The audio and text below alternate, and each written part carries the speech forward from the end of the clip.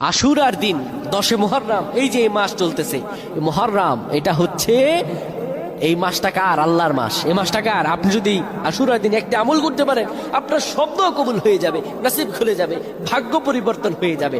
আল্লাহর কসম করে বলছি, যত দোয়া করেছেন আপনার দোয়া কবুল হয় না। আপনি ঋণগ্রস্ত আছেন, বিপদগ্রস্ত আছেন, একদম অকেজ হয়ে গেছে জীবন যেন চলেই না, সংসারে কোনো আয় বরকত রুজি কোনো কিছুই নাই, ইনকাম একদিক দিয়ে করেন আরেক দিক দিয়ে চলে যায়, মনে হয় কোনো কিছু তো বরকতই নেই। আপনি আমলটা করেন, আল্লাহ তাআলা নসিব করে দেবেন ইনশাআল্লাহ। আশুরার দিন একটি গুরুত্বপূর্ণ দিন।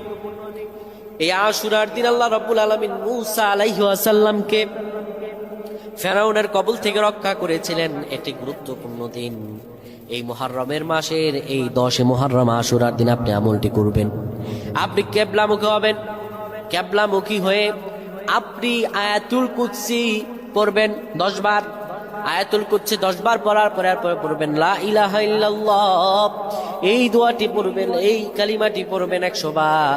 এরপরে দুরূদ শরীফ পড়বেন 100 বার। এই করে আল্লাহর কাছে দোয়া করবেন, আল্লাহ রাব্বুল আলামিন আপনার তামাম দোয়াগুলো কবুল করে নেবেন।